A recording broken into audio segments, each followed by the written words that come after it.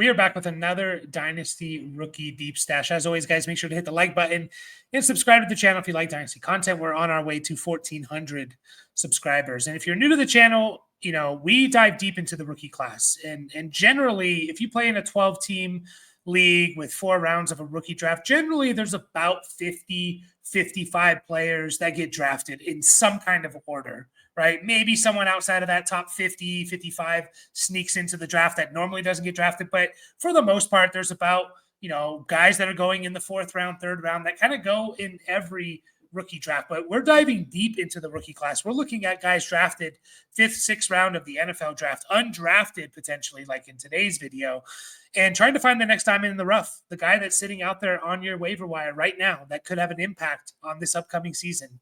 And today I got an interesting one for you. It's Montrell Johnson. I believe there's a junior in there, either a junior or a 2nd or 3rd, but Montrell Johnson out of Florida goes undrafted to the Philadelphia Eagles. Now, I didn't really scout Johnson pre-NFL draft, and I've only just scouted him over the last week and stuff, and there's some slightly intriguing qualities for him. And again, the what we're looking for in these guys is opportunity, because why is opportunity so important here? Well, opportunity is so important is because we got to justify holding on to these guys, right? Do they need to boom year one? No, they need to show something year one though, right? The perfect example is Rasheen Ali from last year. I was a big Rasheen Ali guy. I think he got drafted 5th round to the Baltimore Ravens. I thought, okay, he could potentially be, you know, the backup to Derrick Henry. Did nothing last year, and I basically cut him on most of my leagues because it's just really hard to justify holding on to those guys. So we need them to do something. Show me something year one so I can justify holding on to you. So we're looking for a path here. And I think we potentially have a path for Montrell Johnson. We see the measurables there, 5'11", 212. You see the production from last year, about 600 yards rushing, another 65 through the air, 6 total touchdowns. So no eye-popping numbers or anything, but just consistent, to be redundant, just consistent throughout his college career is Montrell Johnson. He played, I believe, at Louisiana, one of the Louisiana schools that he played at, and then he spent the last few years here at Florida. Yeah, Louisiana. He played at Louisiana, and then the last 3 years at Florida. And just every single year of his college career, consistently productive, right? You see the Dominator up there. What is Dominator? If you're new to the channel or don't know what Dominator is for running backs. What percentage of your team's total offense were you responsible for? Passing, receiving yards, rushing yards, and then total touchdowns, you know, excluding passing touchdowns, of course. What percentage of your team's offense were you responsible for? In his career, he was at 18%, and it was just a consistent 18%. His 4 years in college, normally you see like them, you know, running backs, you know, they start off, you know, your first year as a freshman, you don't do much, and then you get more of a workload until you have like that massive season. For Johnson, it was just literally 18%, 20%, 18%, 17%. That's what each year he was producing. He wasn't over the top. He wasn't 25, 30, 35% like some of these other guys. He was just a consistent producer each year from his freshman year in college. He had 891 total yards, 12 touchdowns, 900 total yards, 11 touchdowns, 1050 total yards, 6 touchdowns. And then last year, 650 total yards, 6 touchdowns in 10 games, by the way. And so the production's there. His breakout age, 19. So he produced as a freshman, a 19-year-old freshman, and he produced. His combine numbers are there as well. As you can see from his combine, he had a pretty good combine here. He ran a 4.41. That's 91st percentile for running backs. His 10-yard split was a 1.55, right, which is above average, 74%. And his broad jump is 123 at almost 80%, 80th percentile, right? Like all productive stuff. And the 10-yard and the broad jump are really, really important for predicting future success for running backs. A lot of people look at the 40-yard time and things like that. The 2 drills that stand out the most for running backs in terms of predicting future success in the NFL is actually the 10-yard split, the broad jump, and then the 3-cone. It's just not a lot of players do the 3-cone drill. So all good numbers here. So he has good speed. He has a good, solid above average burst. The broad jump shows his athleticism. His vertical wasn't that bad either. And things like that. And then, you look at some of the analytical stuff, the elusive rating and the breakaway percentage. What do those mean? Well, elusive rating is your ability to basically force missed tackles when you're one-on-one with someone. How often are you forcing missed tackles? And breakaway percentage is the percentage of your yards that came on runs of 15 or 20 yards or more. So basically it's showing your ability to break tackles and your explosiveness, right?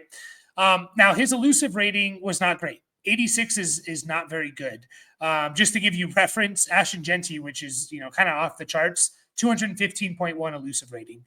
Some of the more normal numbers, but still elite numbers. Amarion Hampton, 126.8. Cam Scadaboo, 139.1. Caleb Johnson, 131.5. Some of the higher draft picks in this draft class. Travion Henderson, 108.9. So, obviously Jeanty is just like an outlier, but even like a really good elite numbers are like north of 100, and he's sub 90, which isn't great. Normally we want to see the average since 2012, the average elusive rating for running backs that have been successful in the NFL is 94.8. So he's below the average point here. He does have a pretty good breakaway percentage. That is above average. Not amazing or anything, but it is above average. Again, Ashton Jeanty, 53.9. I believe Caleb Johnson had the highest in this draft class. And Caleb Johnson was at 56.1. So, 44% of your yards coming on big runs is pretty damn good. So, some good stuff there. Nothing great, nothing that stands out. And what is Montrell Harris going to be? He's probably just going to be a rotational depth running back who's going to play on special teams and kick coverage and punt coverage and things like that, right? Maybe he returns kicks because of the speed or something. That's ultimately where most of these guys, if they even make the team, where they land, right? Think of like most running backs out there right now. No one in particular comes to my head, but a lot of guys who just get drafted in this area, that's kind of what they become, and we really never hear their names. It is important to note he's really done nothing in college when it comes to receiving production. He's played 4 years in college. He has 61 catches in 4 years. Now, he did have a year where he had 30 catches. So that's interesting, and he averaged his actual yards per reception in a couple of years wasn't bad, but he didn't really get used much outside of that 1 year at Florida in 2023.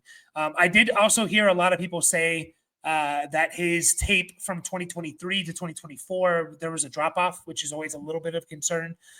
We want to see improvement. We don't want to see regression. And I have heard people, some of the more experts out there say, yeah, he was a lot better in 2023 than he was in 2024. So what do I like about him? Some things that I like about him. I like his ability to run hard and to be physical. That's like such an underrated thing. I know we look for the flashy, juke moves and speed and home run hit, but really when a running back's ability to play physical is so important to being successful in the NFL. Now, unfortunately, it kind of leads to injuries and things like that, but I like his physical run style, even though he's not like this big bruising back necessarily, but he embraces contact essentially, right? You can see that he's a little bit light on his feet and things like that. I don't think, whereas like his yards per route run and stuff like that, his raw numbers and stuff like that for his receiving aren't great. I do think he actually is a solid pass catcher. So don't have a whole lot of, he doesn't have a whole lot of experience in it. We don't have a whole lot to go off of, but I do think he can be a better pass catcher in the NFL than he was in college. And I also think he's actually not that bad as a pass protector as well. I think he's pretty solid in a pass protector, and he's a willing pass protector as well.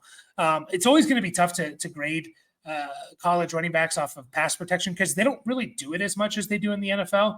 Either they get the ball, there's a lot more RPO offense, heavy offenses in college. And then, a lot of times either they get the ball or they run a route. Like not a lot of times they stay in and pass block. But I do think Montrell Johnson is actually pretty decent in that area. I would say above average. Some of the things I didn't really like about him when he does cut, when he makes that cut, especially in like a zone run scheme, he does make that one cut. It feels like it takes a little bit to load. Like you get the loading sign on your computer a little bit. You want to see a little bit more cut and go, right? Cut and go, because in the NFL, if you have a hole that big, right, you have to go through it essentially, right? You have to get through that hole, and that half a second delay or whatever in your cut ability is going to be the difference in you getting 1 yard versus 10 yards or something like that, right? Once again, people saying he kind of regressed a little bit. And his vision isn't great. I don't think his vision's very good. When I watched, and I've only watched 3.5 games of his vision, he seems to miss the holes sometimes, right? And that's concerning for sure. But again, I like his physical playthrough. I think he has pretty good balance.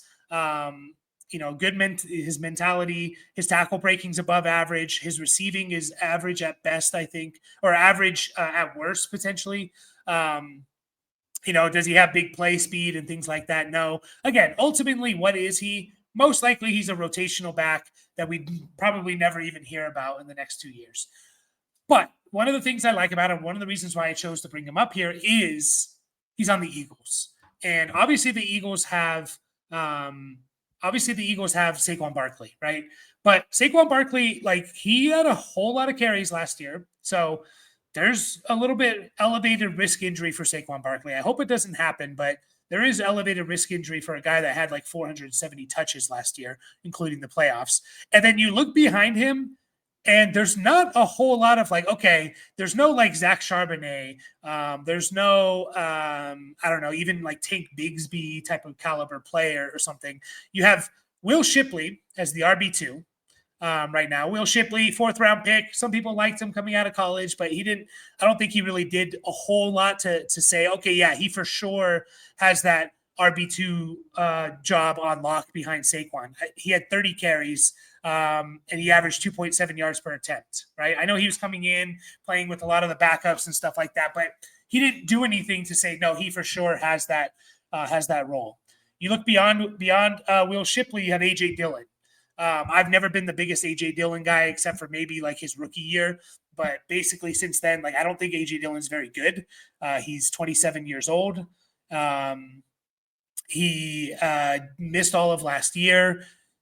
Has never been that good of a running back. And then beyond that, you have Avery Williams. And Avery Williams, if you don't know who he is, I don't blame you, but he's been in the NFL since 2021.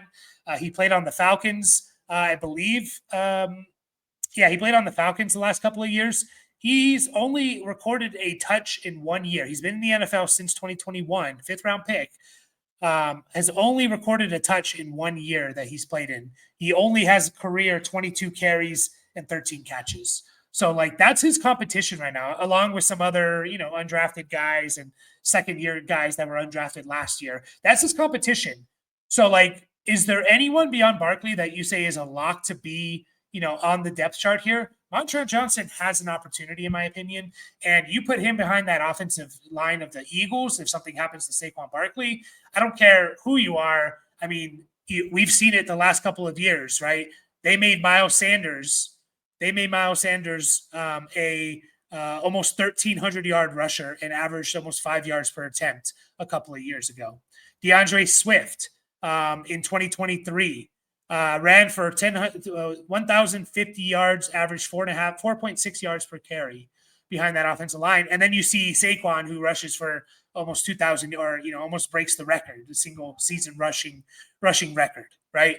Like, that's the caliber. You put anyone behind there, they're going to be a low-end RB2 most likely. So Montrell Johnson, if he's out there on your waiver wire, you play in deeper leagues, go ahead and scoop him up. That's all I have for you guys today. Appreciate you all, and make sure to hit the like and subscribe button. I'll see you guys all in the next video.